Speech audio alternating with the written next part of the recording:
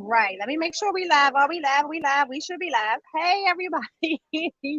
We are live today from the Maryland Reptile Show. And I will be interviewing a very special guest today. Um, those of you who have heard and listened to my Retic journey, you know that there's a big part of that journey that ends with at that time, a 4 or 5 year old little girl named Emmy. So I often talk about how frightening people made retake ownership seem prior to me really getting hands-on experience and diving into different people who would actually keep them, and especially females. I wanted to see how females were with them, how children were with them. And in my research, I came across Sonny and Cher Retics, Ed and his daughter Emmy, and I've watched so many footage, MSN videos, everything of this wonderful little girl and her real relationship with reticulated pythons. And guys, if you have never witnessed Emmy with her retics, please, please, I encourage you to go to YouTube, go to Instagram, and look up Sonny and Cher retics while we on this show and even after the show. If you want to see that, I know a lot of you guys think that what some of us do, Chip, hey Chip is in here. What some of us do is phenomenal when it comes to reticulated pythons. But I tell you, when you see a younger girl handle them very safely, very knowledgeably, and of course, with the guidance from her dad and the coaching of her dad, and it's created an experience that literally she has two pet snakes that are like her best friends, and I think that's the coolest thing ever. So with that being said, I just wanted to take a time to welcome all of y'all. I'm very excited to be here today. So I did some footage coverage interviews right here at one of our local reptile shows. As I mentioned, if you saw a live that I did earlier with Michael, which we partnered with the Maryland Reptile Farm, which is Diamond Bag Productions. And they do our reptile shows here in PA, some of them in York, PA, some in Manassas, Virginia, and here in Maryland. And these are some of the shows that, I kind of used to come to all the time before I got so heavy into reptiles and then started traveling to the shows further out. And so I come here a lot with Michael, at least once a month, to just purchase feeders. My feeder breeder, Rick, is here. I got some coverage with Rick. So those of y'all who always hear me talk about my great feeder breeder for my snake and my rats, he's here, and quite a bit of the vendors that I see often. So it's pretty cool to be amongst them today, sitting here at my own table provided to me. Shout out to Larry Cairns of the Maryland Reptile Farm and his son for giving me a nice area, and then not putting me in a bag. I'm out here with the cool readers and everything today, so that's pretty cool too as well. All right, so hey Gina, is the show popping, sis? Hey Lions, hey Casey, look, I got Nikki C up there. Stan, hello, everybody in the chat. So I'm gonna go ahead. I'm gonna start it off with giving a good big shout out to our sponsor today. The sponsor today is GP Snakes, and we want to just make sure that you check out GP Snakes on Instagram, YouTube. He does 3 shows a month, and he does a weekly show. And we're just going to go ahead and let's kick this off and appreciate our sponsor, GP. The sponsor of this episode is Gershon of GP Snakes. Gershon is a ball python breeder, and he is an awesome advocate for a sense of community in the ball python hobby. I am a lucky and honored customer of Gershon's, where I purchased these beautiful clown head albinos. Gershon is the host of Under 1,000 Pod that airs every Friday at 7 p.m. Central Standard Time. Next up, that airs every second Thursday at 6 p.m. Central Standard Time. And he also does Grow Out that airs 6 p.m. Central Standard Time, the last Thursday of every month. He's very busy. You can find him on all platforms, including YouTube, Facebook, Instagram, and TikTok. Thank you, Gershon, for all that you do for the community. Follow Gershon, and definitely, if you're looking for some awesome animals, look him up on Morph Market as well. All right. So, to no further ado, we're going to bring on our special guest today. All right. Hey, Ed, can you still hear me okay? How you doing? Good. So, Ed, let me make sure that I am saying your last name correctly. Ed Taoka? Oh, close enough, close enough. It said Taoka. It said Taoka. Okay. Taoka, yeah. Taoka. Okay. Don't worry about it. No, I'm going to worry about it. I'll make sure we say that right in the future. Where are you in the UK? South London, southeast of UK. Yeah, just down that way. Have you always been there? Yeah, I've lived here all my life. Yeah. Got you. Yeah. Okay, so for those of you who are just coming in, Ed is a wonderful person in the hobby. I think he probably gives some of the most educational, professional, assassinating responses to people who say some of the craziest things about the animals that we keep. Thank you, Pike. Hey, Ray Blade. He also, like I said, he's the father of Emmy, who was one of the influential younger people who made me know that the relationship that I had with my retics are not as so unique as the fact that it could never be done. It was just the fact that this is what you do to get the relationship that I have with the retic. So shout out to Ed, and I was just sharing the story. He just found that story out the first day today. You guys have heard about Emmy being an influence of mine, but it was the first time today that he heard that his younger daughter, because how old is she now? 10? She's 10. Yeah. It's been that's mad. It's gone so quick. We're literally watching her grow up, right? Exactly. No, yeah. All right, so let's talk about. I first want to say the dynamic. Okay, so it's you and Emmy. Emmy's mom. She's not. Is she here or is she? We're divorced, okay. But we're divorced, but it's all good. Got you. Okay, as long as she's alive. That was a sensitive one today. It's fine. Like that. Don't want to say.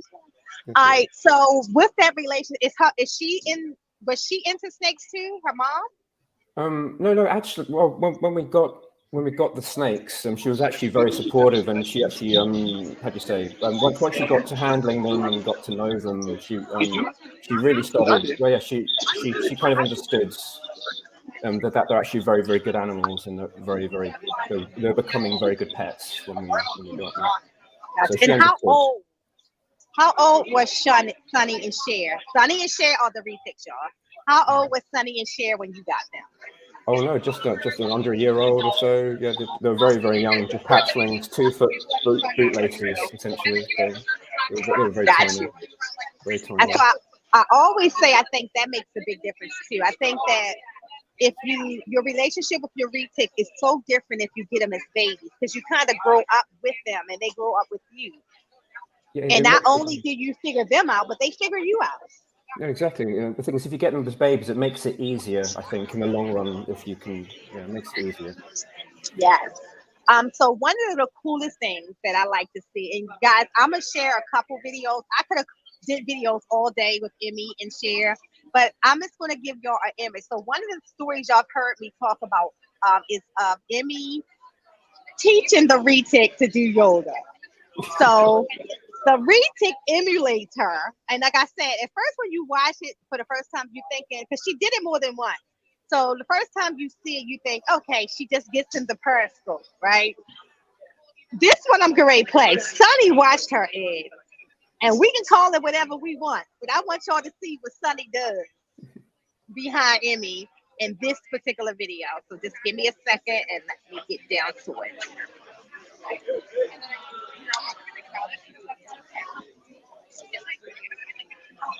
I know, Michael, you said I'm not here to go. I'm not using, I'm on a different device today, so I got to remember which one I'm on to make it work. All right, so I'm going to add that one. Bear with me. Let's see if we can get it to come up here. Did you say Mikey? All right, let's see if we can get it here, Michael.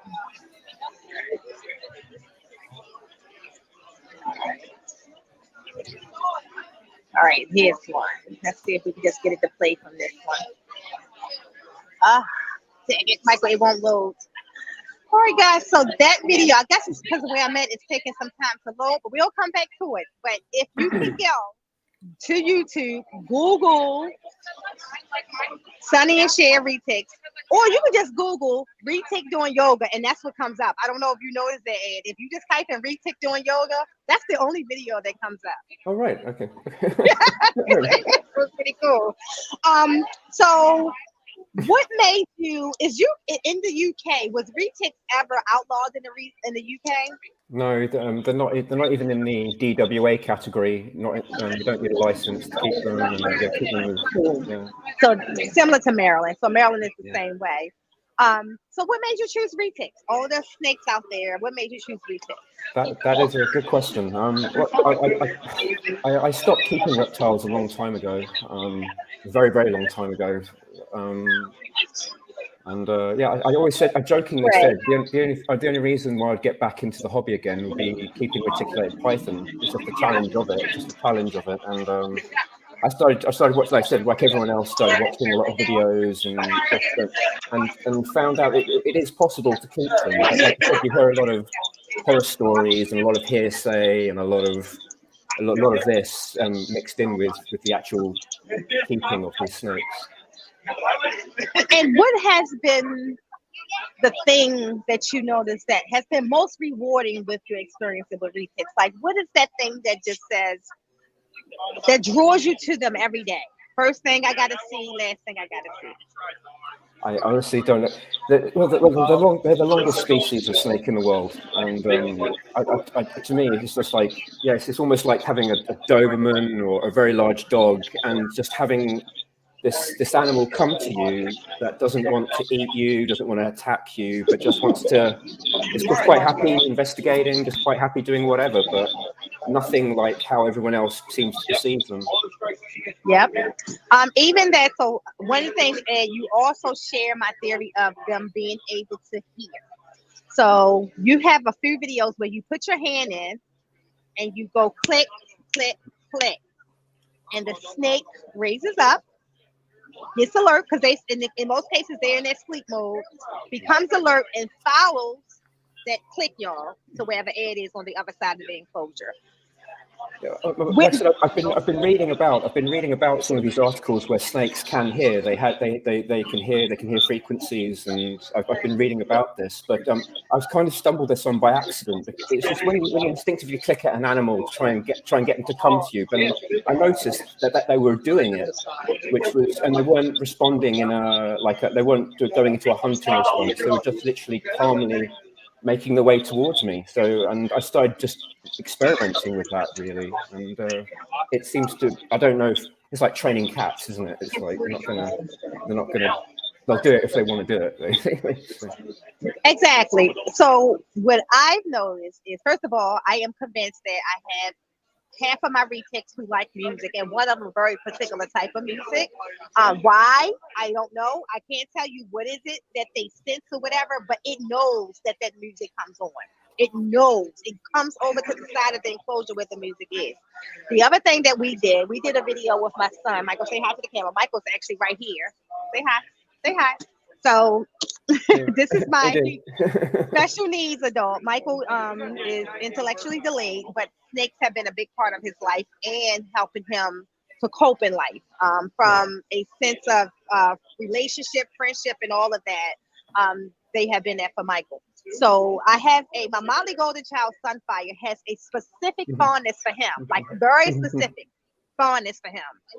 And so one day I said, Mike, I just want to see if she's going to follow you. So I said, Michael, go upstairs. I'm going to stand here and I'm going to let her out. Open up the enclosure. She comes out. She immediately starts to say, I smelled him. I know he's around here somewhere. So I say, Chala, go find Michael. And what she do, Michael? She went all the way up the stairs and landed at his feet. She did not stop. And Ed, my house is kind of like the downstairs. She can go different ways. She can go anywhere she want to go. she specifically took the route that would lead her to him, and we recorded it because it was the most amazing thing that I ever seen the animal do. I just knew that she's very fond of him to the point. If I will go in there, let's say she's just not in the mood. You know how sometimes the retic give you the bump, like I'm not in the mood. Yeah.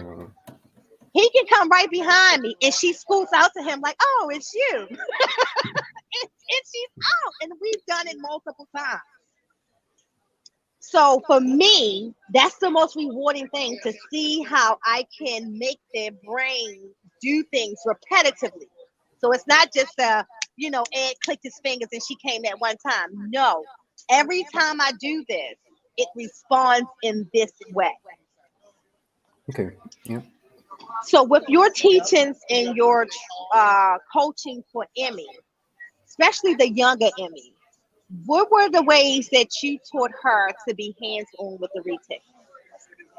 Oh my word! But even before that, I was working with Sonny for like at least 6 months, like as a baby, just handling him, making sure he was just sociable and just calm and then the thing is, after that, I didn't deliberately introduce them. It was just my daughter just was interested, and so I started letting her gently stroke the snake, and it sort of snowballed from there. It kind of, she understood what she needed to do, and she performed very well with him.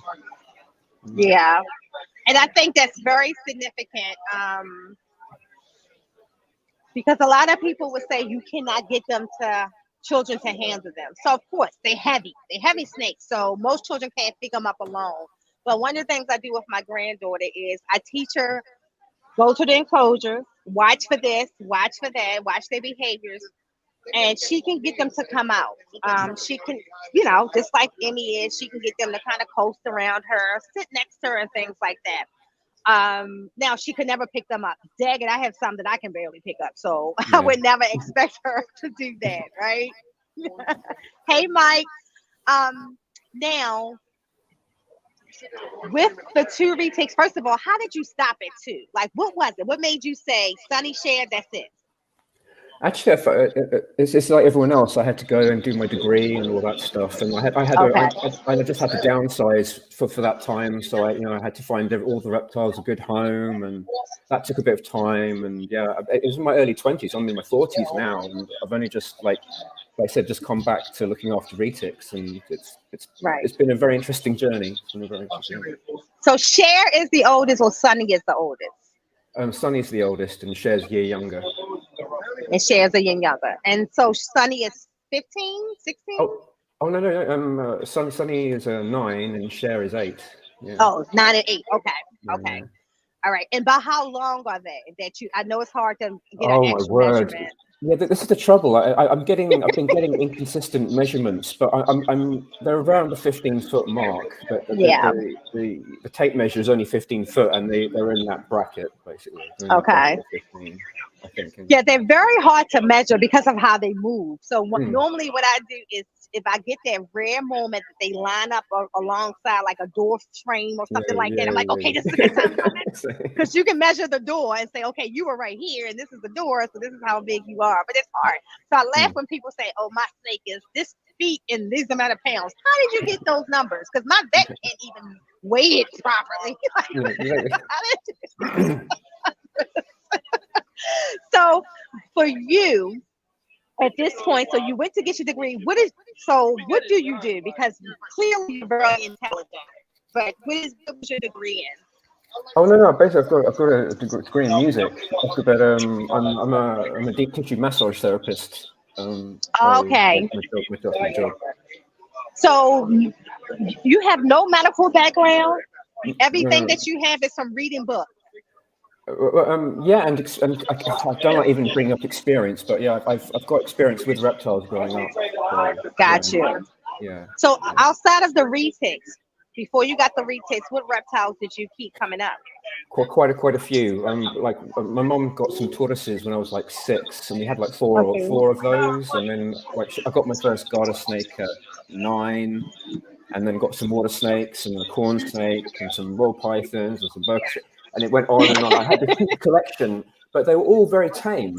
All of them responded well to handling, and I just couldn't. And I knew at the time, this is back in the 80s and 90s, that as these years progressed, particularly pythons and all these other captive bred animals should be getting calmer, hopefully over those years. So, and then they respond like every other snake that I've kept or any other reptile. They just need that attention and handling.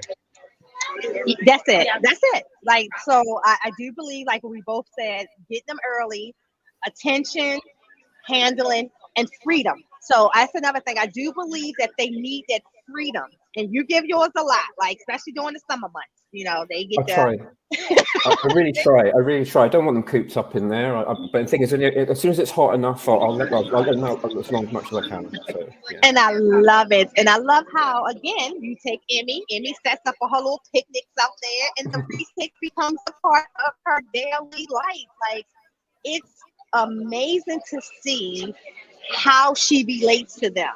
And also, I often talk about that there are certain retics that will kind of take on the human personality. So the snake that I talk about who loves Michael, like Michael's real laid back. So when she's out, she's tend to be near Michael, real laid back. Then I have some that's more energetic like me. And when I go to this room, it comes to that room. When I go to this room, it comes to that room. You know, and it's so insane to see their different personalities, isn't it, Ed? Yeah, exactly. They're all, like I said, animal temperament is variable, so you're just going to get a massive spectrum of different personalities. Very scared snakes, very tame snakes. It's just trying to work out which ones are worthwhile for children to be interacting with, I guess. Now, let me see if I know Sonny and Cher. Cher is probably the more, let's say, playful, or the one that wants the most engagement, and Sonny is the more laid back one. They're both the same, really. They I wouldn't say one is more than the other. When they're out, they'll kind of behave quite similarly, actually. Okay. Does Emmy has a favorite? She keeps telling me that she has no favorite. She loves them both. Okay. She loves them both very much. So that's cool. That's pretty cool. Yeah. Now, would you ever get a third repick? No. I know my limits. I know as much as I was thinking about the thing is I just don't have enough time for that, and I don't want to take away time from my other snakes. So, stuff. Yeah. Two's enough. Absolutely. I totally understand. That's why I tell people, like, I couldn't see me having my kids when they were young and retics, because retics are like having children in its own, and then you got to raise them up, and they become teenagers, and then they become adults who live in a house. And so it's like you already have this family of snakes there. So timing for me would definitely have to been when I got them later in life, but I wish I had gotten them 10 years sooner than I did, because I think I missed out. And I think, like Michael too, I think he missed out on a very rewarding experience, because he loves the retics. He's probably better with the females, I think, than I am when it comes to like lifting them and things like that. Like, I can get them to come out on their own. Open the door, they'll come out. I don't have to lift them out. But Michael can get them to just kind of stand to his height and then kind of climb up, help them. He gets them to help him hold them, So I think that's pretty cool as well. Now, you are under attack a lot with the very innocent video that you put out of your snake and Emmy. But I think that you're probably one of the best people to attack, because you also empowered yourself with enough education, and your responses are never, like you said, it's some sarcasm in there, but that's because we see you, but for the person who's reading it, it's more like, I'm going to tell you what I know, I'm going to educate you, and I hope you take this information and you know better and never say that again. Like, how do you deal with that without saying, let me just snatch all my stuff off of YouTube, let me snatch all my stuff off the internet? No, it's just like I said, when I'm trying to, I don't know, I like to debate and like to argue my point, but like I said, if my points aren't reasonable enough or they're not logical enough, then I'm not going to win anything in that respect or win anyone over. if I'm rude to them, I'll only be, I'll only give back what they give me. But Right. I'll really try my best to give an honest answer, and that's the best I can do, really. Got you. And so, what is your daily routine like? So you get up. Does Emmy go to them snakes every morning? No. Okay. Things have had to change, but like I said, the first years it was solid every day. I had to do something, clean them out, whatever, handle them. Now I can leave it in longer periods. They don't need the same attention that I gave them at the start, so to speak. Got you. And then, what is her when she goes to school? Like my granddaughter goes to school, she tells stories of the animals that she deals with. We've even got phone calls being told that she was telling a lie about her swimming with an Asian water monitor, and she does. But she was saying a lie. Does Emmy go through that? Like, do she share her snakes with her friends, and what do they think? I only found out recently that some of her friends saw the dodo video, which was, I think that's made quite an impact. But the thing is, yeah, everyone. Well, I think some of the school know, and she has brought in a few things like a bit of skin or some teeth for show and tell. But yeah, she has talked about them a bit. But I think that dodo video really kind of made some of her school aware of what was going on. Okay. And is the reticulated python popular in UK from a keeper's perspective? Oh, sorry, say again? Is the reticulated python popular in the UK from a keeping perspective? I'd say it's quite niche. Okay. Yeah, I don't popular. I couldn't say if it was popular, but I know that there's a lot of them. Got you.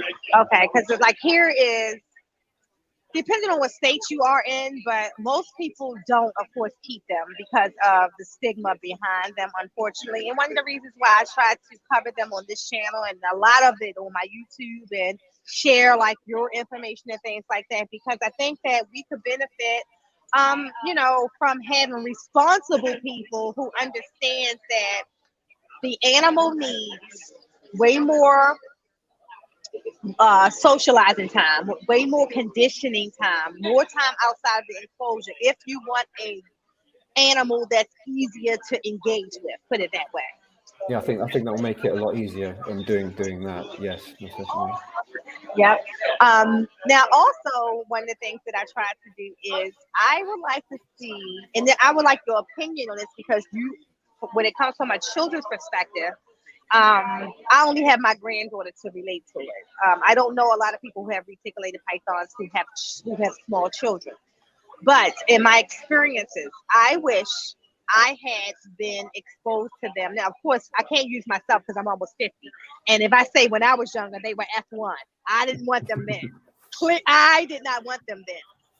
But now I wish there was some type of, like even being in here, here's a lot of ball pythons, there's a lot of other species, a very few selection of reticulated pythons. And rightfully so. We don't need 100 people in one place selling reticulated pythons. Most definitely not.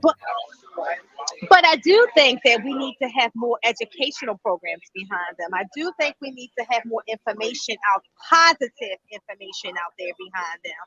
And not just, men who want to make them seem scary. Because I do think a lot of that is, there's men who it makes them think, not just, men, I'm sorry, because the women don't kind of, but the men seem to think that having this snake and saying that it's the longest, meanest, most vicious snake on earth is cool, and it's not. And if you're a big old man, 250 pounds, and you're struggling, let me show you how not to struggle with this snake, because I'm not having those problems.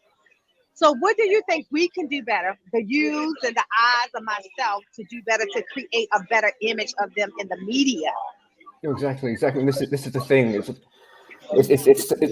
I think the reptile industry and the hobby especially has just been consistently demonized by the media, and it's really difficult to try and show a better perspective, and people can't see a good snake video or a bad snake video. Everything's the same, no matter what the large snake is doing. If it's on its best behavior or on its worst behavior, it kind of is treated as the same. The snake's going to size up, blah blah blah blah blah, and all this stuff, and it's very hard to try and counter that, and that's just what I've been trying to do with the channel. Okay, and you do a great job at it. Again, like I said, I found you, but I do know that there has been times that you actually had to like pursue lawsuits, right, for defamation of character and things like that. Oh God, it's that vet, that vet story with the sizing up vet story. You must know the one. Oh, yes, the one where it claimed that you went to sleep if it was sizing up before she ate him or something. Yeah, and for some reason, what I'm doing has been amalgamated with this story, and now my lawyers have actually sent off 2 cease and desist letters to the offending parties essentially, and I'm trying to get this resolved as quick as possible. But it's so annoying. It really is. But it's one of those things that just happens. Regardless of whatever you do, this is what's going to happen. Yeah, and I just think that what could we do though? And this is not a me and you thing, because we're doing our part when it comes to this. But for the other keepers, because I think that there's way more keepers than are seen. We know that certain Facebook groups are not the answer, right? Okay. If you were going to create a channel, let's say a channel just for reticulated pythons, give me the top 5, if you can, in any order, things that you would feel that must be covered when it comes to the reticulated pythons in a TV channel. Oh my word! Well, I think a lot of channels got it covered with sense of like handling and husbandry and all this stuff. I think that the handling and husbandry should be at the forefront of everything, trying to stop people purchase buying these animals without doing any research or just striving for the bare minimum, and they deserve more than that. Basically. They do. And the thing is, we've got so many live feeding. Oh, there's so much live feeding going on, and so many that like deliberately provoking snake attacks so they strike, and everyone's seen this. And when you show a calm snake, it's kind of treated the same. It's like, oh, and it's really Yeah, I mean, all of our Retic personalities change when they eat, but I agree. I have Retics, and I shared this with my audience before, that I can just lay the food in there, and they'll just go when they're ready to eat it. I have others that you better stand on the other side, because if it smells exactly, coming around the corner. But you have to know that individual snake, but not all of them are like that. I would say more than not, most of them, we just can put their food in and they'll go eat it when they, Yeah, exactly. Yeah. feel like they want to go eat. So yes, I do agree, and I think that that's a big stigma out there. Not necessarily just because of the live feed. Because one of the things about Retics, I always say, you don't have to feed them live. Oh, yeah, exactly. Yeah, exactly. That's the one animal that you can say, "Go ahead, I'm gonna throw anything in there." It's gonna eat it. Exactly. So I don't know why people you don't have to stimulate them to eat. My thing is though, I do think that there is a part of education, and I don't want to be the one to approach it because I'm against live feeding, period. And I'm against it because even here today, I promote USR, and I know that the challenge is whether right, wrong, indifferent of how people see that. It's not us, Nicole knows how a retic is, right? So I'm not offended by seeing it, but other people who don't understand that we have these great big steaks, they already think eat people, and they already think you eat people, but then we throw a big old rabbit in there or a great big old pig in there, and it eats that. It now confirms that it can eat people because that's what people see. You know what I'm saying? They see a pig, so now the pig is now their 5-year-old daughter. Exactly. Yeah, exactly. Yeah. So that's what I'm against. I do though think that there's a lane where part of the husbandry part that we talk about, and so that's why I started my Patreon. I started my Patreon solely for people who want retics or birds, because I do think there's a lane to educate people on the proper way to feed them, or the fact that you don't have to feed them live. This is how I feed my animals, but I want to do it somewhere more exclusive where the person is, protected of it, and I'm protected of it. So it's not just someone saying, okay, here's a live feeding, or it would never be live, but here's a feeding video. Yeah. Feeding videos need to be seen. I just don't think it needs to be in the eye of the people who don't understand why and what we're feeding. I think if you're doing feeding videos, I think there needs to be some disclaimer or a kind of some educational benefit. Everyone's seen a snake eat, and everyone's seen a snake wrap up, and all this stuff. And if it's something different or a different technique, I think that's very valid. I think trying to show that if it's dead, it's going to be on the same level as feeding a cat or dog from a tin, but it's just not processed. It should be treated on the same standard as like showing a cat or whatever. Absolutely.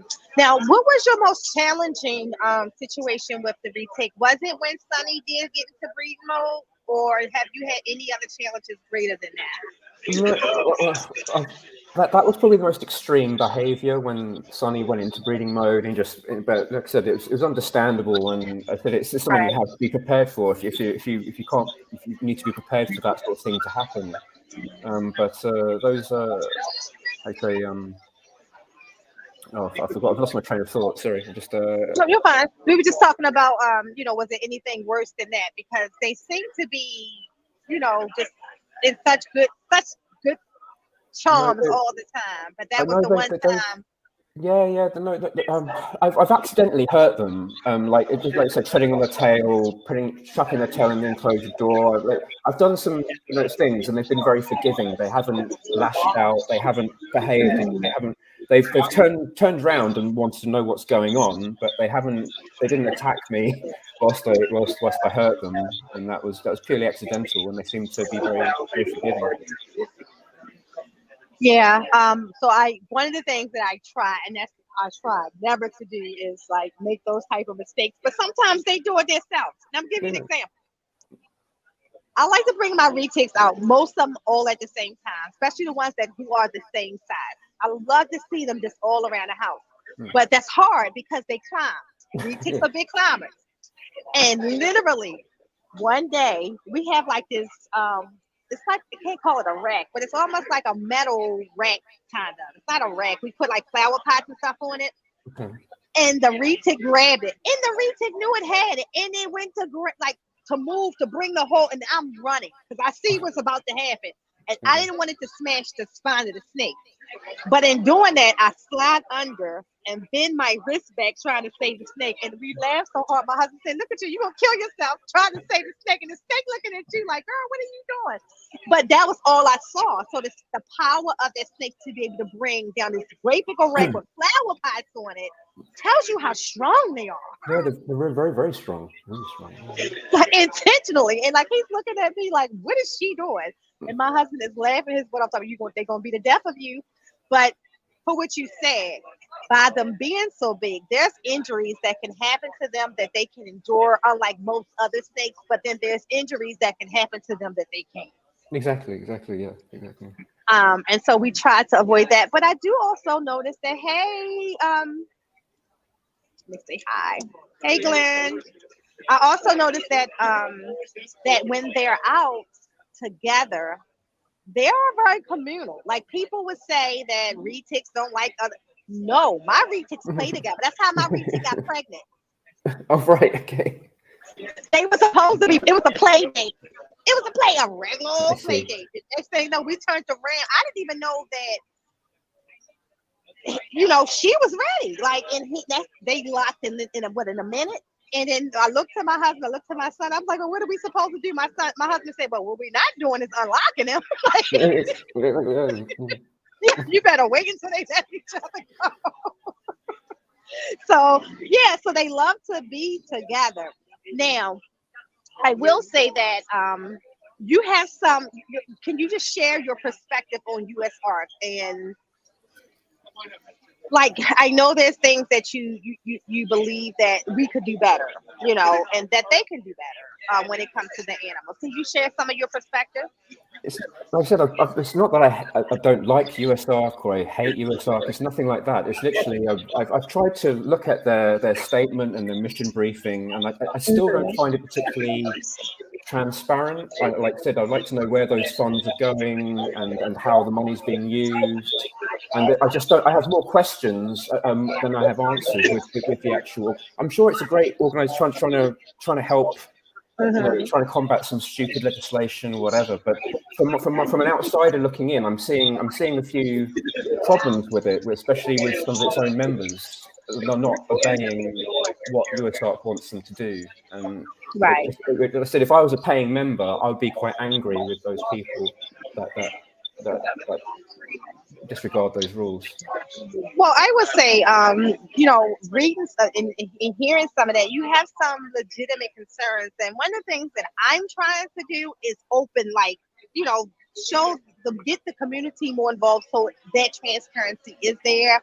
I think one of the things that we got to do better for USARC and USARC has to do better is the great thing is they just promoted Vanessa. So hopefully in her new role, she can be more in the director role, more helpful. But being able to get in contact with somebody is a concern. And as a paying member, a silver member, I would like, if I'm trying to help spread the word, to get a response sooner. So I think staffing may be an issue, you know what I mean? Because I can't think that intentionally someone just wouldn't read an email. And if you read an email about someone trying to help, that you would provide them with what they need.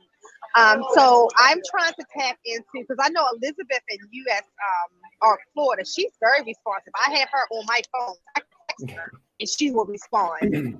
But USARC as a organization, I think that I would love to see it be structured that people who have those questions, because I know a breeder who spends a lot of money, who asks some of the same questions and never got a response. So they stopped contributing, right? Right, okay. And you can't tell somebody who just gave you $10,000 that don't have time to respond to you within a year's time. So I do get that, right? What I try to do, though, is get people to do what I do, though. Yes, there is some type of concern in the infrastructure, but let's try to work to make that infrastructure come together. What can we do to make the Eds and the breeder I'm talking about and the others? Because some people won't register because they feel as though it's not doing what it should be doing for the people. Yeah, and so I definitely want to get it more transparent. I definitely wanted to get it to a place where at least if someone sends an email, because like I said, I'm a person who likes to test things, and I'm very active. And they have to know that I'm very active. And that's not with their financial support. That's just me saying, hey, I'm going to do these things like today. Hey, here's my laptop. I need you to sign up for USARC. I need you to sign up for USARC. Why you should sign up for USARC? But you got to also provide the people who are contributing the resources to use to help promote you as well. So hopefully we see that get better, because I think Vanessa does a damn good. I don't know where she gets the energy from, but she does a really good job from being very supportive to the entity, and she deserved that promotion. And I think having her in that role, because she's very responsive. Like when I send her a message, she responds. So hopefully we can do better with that. So with your the Sonny and Cher relationship with Emmy, I know that there's a lot of people, specifically in the Retic community, because I get it too, who don't feel as though that kids should be around reticulated pythons. It's one of the reasons why I cannot sit in Retic Nation. I know I always make this joke with Chip. I try to be a part of my group, you know what I mean, my Retic groups, but it's hard. People say ball python groups are crazy, but I think the Retic groups is the worst. Oh yeah, I agree with that. I would very much agree with that. Yeah, That's the absolute worst. And one of the things that frustrates me is that there's so many people who does show in that group the right way to do this. Try to show people the good way of keeping reptiles, and then people telling you can't do this because of what they experienced with an F1. You don't have an F. We don't have F1, sir. We don't have F1s, ma'am. We didn't get this straight out of Indonesia. Thank you, Chip. It is the worst. And I tried, Chip. Chip, I go in. Every time I try to test the waters, it's always something. I jump back out. But absolutely, we have to get better. I do like the fact that Gary from Constricted Reptiles, Restricted Addicted is starting a podcast around Retics too. Because I think one of the things I would like to see, even when it comes to you and Emmy, recent videos. There's not recent videos on YouTube. Why? I see Instagram. Well, but not YouTube. Not YouTube. Yeah, well, the thing is, I don't know. I kind of stopped doing it during COVID. I kind of left it to not fizzle because I was isolating at my parents' house at the time because of a few issues. I kind of stopped doing it on YouTube because all my stuff was on my main computer at home. But with Instagram, I can still upload quite quickly on my phone. So I've been trying to just promote the Instagram rather than YouTube. But then my account got demonetized.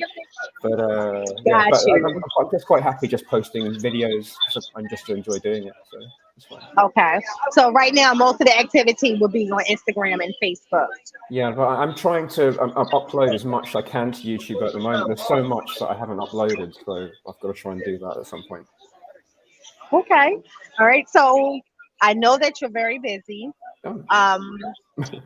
Is it possible that, let me just ask this. If someone was writing a reticulated python book, right? If they was writing a reticulated python book, what would be outside of husbandry and outside of handling? What would be one suggestion that you would include in that book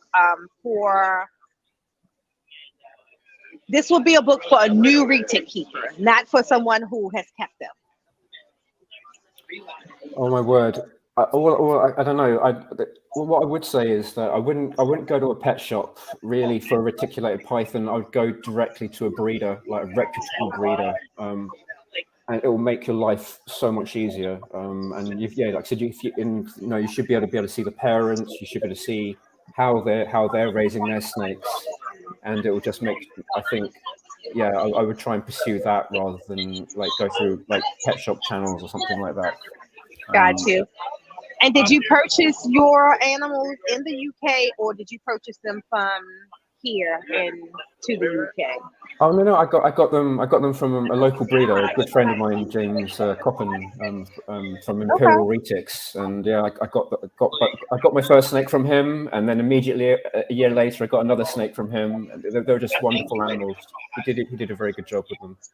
And, now, in today, now I know that the prices have changed a lot.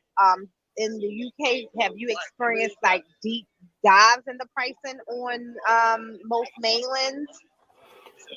From what I'm hearing, I'm hearing mainlands are becoming cheaper and cheaper. I'm hearing the dwarfs are kind of there, but I think as this super dwarf, whatever craze keeps going, right. Don't get me started with that. That'll devalue at some point, and it's just the way of things. But like I said, I've seen retics available. I've seen dirt cheap, and I find them ludicrous. I find it quite insulting that they're so cheap. And they shouldn't be. They shouldn't be. They should be a premium price animal for so many reasons. Not just the fact they shouldn't be that easy to get. And number one, exactly. if you pay premium price for an animal that you're gonna have to keep premium care for, because that snake is gonna cost you. You're gonna need bigger enclosures. It's not gonna fit in that little enclosure that you got it for long at all if you feed it. And even if you feed it normally, I'm not talking about power feed. I'm talking about if you feed the animal, it's going to grow. It's no out on that. Yeah. Out of my 7, I have 1 dwarf, and I still would say to anybody, my mainlands I prefer. I don't want a super dwarf. I wouldn't want a super dwarf retic. That's not what I got into retics.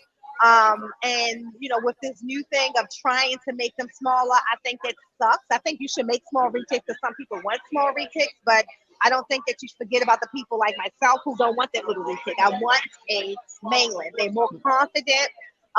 They're better companions for me. I think that dwarf is a whole lot more timid, not in a defensive way, but if I can't just put her on the floor like I can do the other 7. She's gonna just go find somewhere to fly and hide. go behind a dresser or something. I ain't got time for that. I'm not looking for you.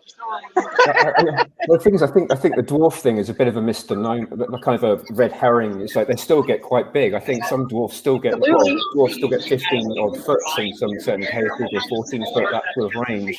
So I find it really weird that they're called that because they can get. I held a 13-foot dwarf today. This guy, Yeah. he pulls out, he is dwarf. It was golden child and something else in his. And I was like, okay, yeah. You call it dwarf. I have a mainland who is not even this big, and he started laughing.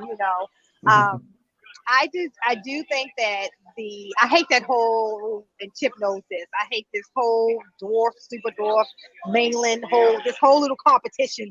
Mainlands are the best anyway. So mainlands are the best. Hands down. Without a doubt. Hands down. Why bother? If you want a retic, if you want a dwarf or super dwarf, get something smaller. Get a Dumaroo boa or something else, Exactly, But if you want a retic, the mainland is where I found that you get the most reward. Totally. Dwarf is a dumb name for some of these locales. Yeah. No, I'd agree with that. Yes. Yeah. Yeah, so I would love it. And Chip needs to do some YouTube stuff too. That he's so intelligent. He knows these things in and out. He's raised them up, still raising them. He has some of the older ones here, in the United States. And I just think that I want to see us to bond together more, to put more content out there, more great content.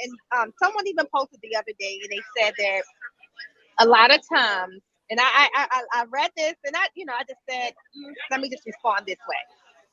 A lot of times when people see us, me, you, Emmy, and those alike who do videos, and we're having great experiences with our retics, we don't show them what's happening in the background. People, if you ever seen me handle my ticks live, it's the same. What you see on video is what's happening in the background. You in fact, you don't get a video until I know that's what's going to happen in the background. Exactly. You know what I'm saying? I don't want to get on the video and go live, and all of a sudden the retic does something that I don't want people to think that it's going to do. It just doesn't happen.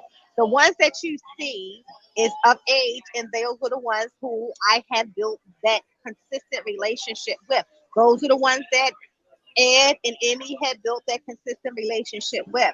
So I just think that it's a false misconception out there that everybody is wrestling a retic. No, everybody is not.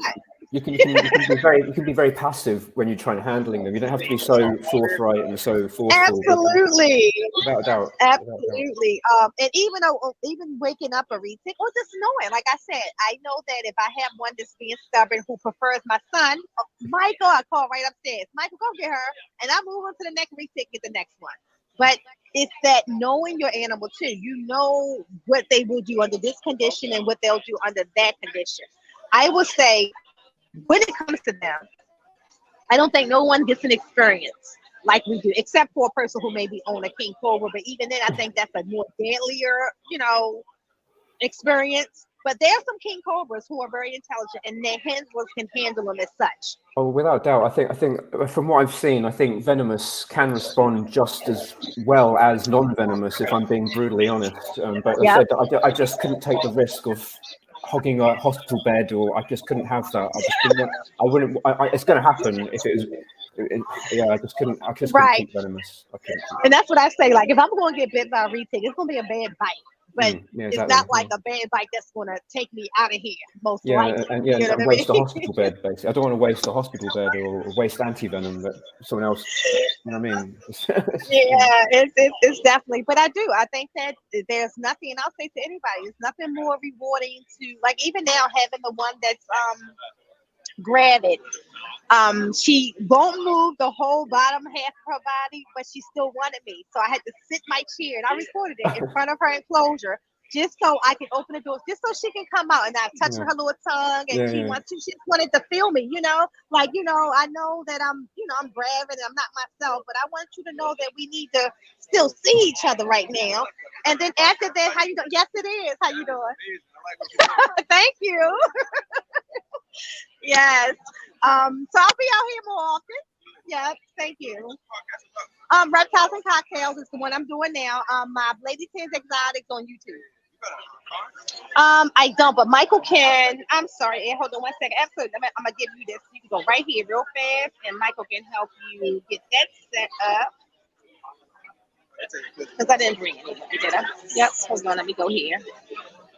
Michael, take this to him. Oh, you're fine. Oh, cool. There you go. Yeah. No, I bring on keepers as well. Yeah, so definitely hit me up and DM me on Instagram. Yeah, and I'll bring you on. Absolutely, no problem.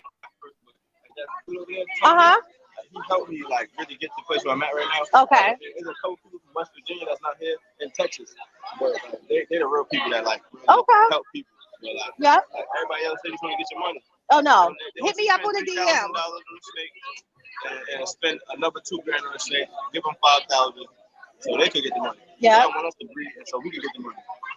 Yeah. Okay. Yeah, Look me up. Okay. Sorry about the Ed. Thank you guys. That's fine. Yes, I don't like to ignore the people. You know, that's one of the reasons why I'm here. Chip said Retics are the most intelligent of all snakes. Then 2 and 3 would be King Cobra, then Black Mamba for cognitive intelligence. Yes, GP. I'm at the Merlin Reptile show today in Havre de Grace. So once a month, I'm going to be doing these lives from a physical show, either in Maryland, Virginia, or PA. It's a partnership with the Maryland Reptile Farm. So, yep, I am. Had a good time today, too. I got some footage I'll put out later on the week as well. All right, so some wrap-up questions for Ed. So, what would you say is the biggest difference between the reptile community in America and the UK? Oh my word! I don't know. I really don't know. Actually, I think they're kind of the same. They want the same. They want the same goals. They don't want to be. And they've got the same ideas, but and it's got the same failings. Yeah, they have the same failings as a group, as a working cohesive group. It's. I think they're quite similar, actually. I think our standards and I think especially for standards like live feeding and stuff, I think is better. I think maybe, but yeah, because you can't feed live. You can't feed live in the UK, right? No, it's not. It's not illegal. It has to be. It can't be done for entertainment purposes, and it can't. It has to be. I think that it has to be. You have to try to exhaust every avenue, and it has to be like a last resort kind of thing. As far as I'm aware, but I could be wrong. But that's what I understand. Gotcha. All right, and if my final question is, well, you kind of started young with reptiles. And you started Emmy with reptiles, so this is kind of a tough question for you. So let me say this. God forbid, you're no longer here. Emmy is raising Sonny and Cher. Who is Emmy's backup? Like, do you have any family there who actually would help her with the research? That is a good question. I actually asked. I said to some good friends of mine, Joe and Jez, they run a zoo. Well, they did run a zoo in the UK, and I did ask them if I did pass away and Emmy couldn't look after them, that if they would look after them for me, and I would, you know. I did try and make some sort of preparation in case that was the case. Because that's important. It is. It's really important. I don't want them to be bred, or I don't want that. I just want them to have the reason for good existence. Yes. So for me, and that's one of the reasons why I won't get more than 8 too. I think 8 is my max. You know. But do I want more? Yes. Well, but it's just. Yeah, you can't. No matter how much you want, you can't. And part of it is that my husband is not a big snake keeper.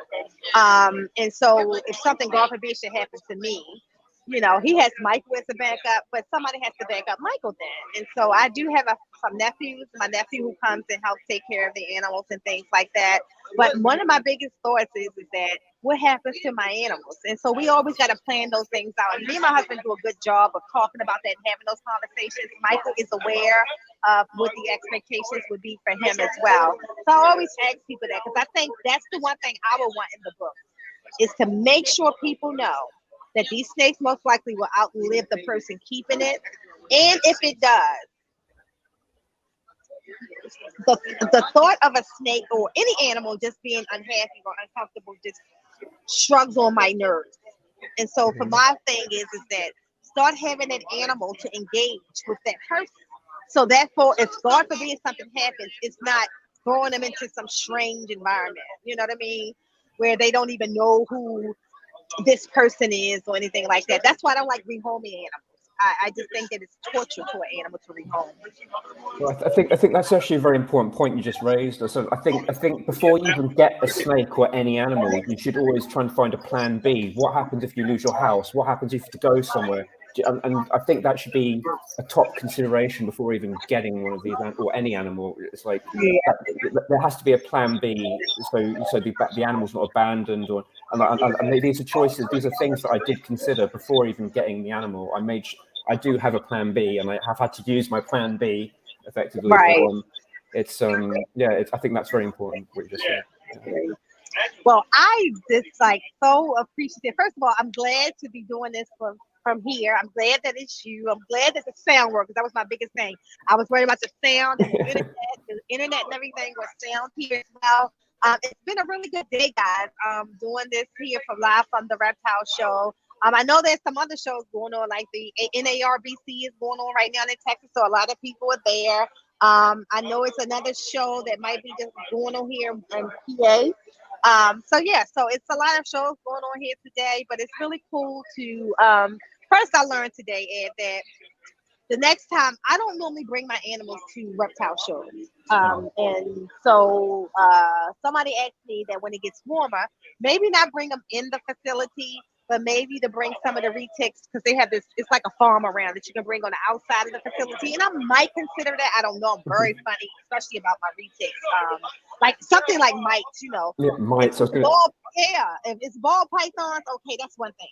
Retics, could you imagine having to remediate mites? Yeah. Yeah, honestly, the mite thing is one of the big things for me. Why I wouldn't want to bring my snakes. Yes, that's a lot of what you call it, front line and all that other stuff. Oh, might need a bottle of snake. So I don't want to have to worry about that. But I do appreciate you doing this podcast. I know that you had some reservations about it, but you did awesome, like both have said that you would. And I just think that definitely we will stay in touch and continue to just share Emmy with the snakes though, because I think that again, for me, an older woman, she was my, okay, that's it. Yep, I'm getting them. If this little 5-year-old little girl can go over here and do this, I definitely can do this. And I just think that it helps people to broaden their perspective. And not, because one of the things I can't stand is to hear such bad talk around them. Like, even to hear, now, Tom Crutchfield, you kept them all your years, and all of a sudden you had this awakening of how they're being kept. Stop it. It's very important that we share positive lighting on these animals. I, for one, I'll say this to anybody. Do I think they need to have bigger cages? Yes, but I don't think they need to have walking cages. I think you get a different retic. Walking cage. I don't know where to go with this one, because I think some snakes will require a walking cage, but some won't. And I think, and I think that there's a massive argument between what is the best option, and I think there has to be some sort of compromise from between somehow or something. Yep. But the compromise, but not every retic. I'm sorry.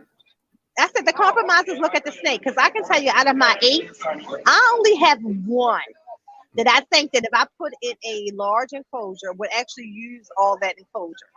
And but I'm not sure of though, is it going to be the same snake? Because sometimes you give them that bigger space, then it's now you walking in that enclosure. Where is it?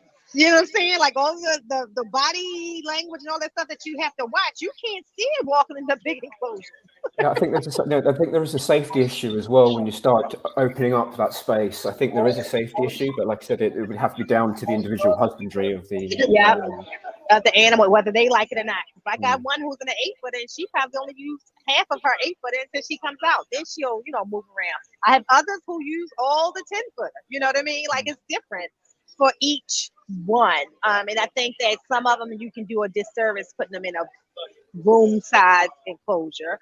I do think some need bigger. I do think like, 12 by 12 by 12 and maybe, stuff like that. Or maybe 8 by 4 by 4, 10 by 4 by 4, those things are reasonable. But I think when you get talking about walking through a room, the door gets more dangerous. And I've heard somebody posted that the other day on Tom Crutchfield Post. They said they noticed that when they put their snake in a big enclosure, the snake became more defensive. You're talking about a room. Right, so it's not like an enclosure where they can see. They can see that. They can scan that real fast. That snake can't scan a room from the back of a bedroom to see that it's you. I definitely think that it's a safety issue. So yes, I hate that it's an argument. Honestly, it shouldn't be an argument. I think that if your animal is thriving in any enclosure that you put it in, if your animal is not, then you have to upgrade it or do what's best for the animal. I'm hearing a lot of these things where retics don't utilize height and they don't need height, and I think that is completely false. I think they do need more height than I've seen the American style cages where they're breeding, and the height is ridiculous. It's just like shoe boxes, and it's too short. It's too short, and that's not thriving. That's not thriving, and that's I find that. And they do climb, like without doubt, they do. They do utilize that height. They utilize it a lot, and it's just. And if you're gonna have them in a smaller enclosure, you also have to pay attention to them because they let you know when they want that activity. So for like me, I always talk about the camera. I don't care if it's 2:00 in the morning. If my snake becomes active 2:00 in the morning and I recognize it, I go downstairs to see what it wants. If it wants to come out, and sometimes it just wants to come out for 10 minutes, and then I'll go back on its own. And then, I just close the door. But you got to be able to accommodate their needs when they need it.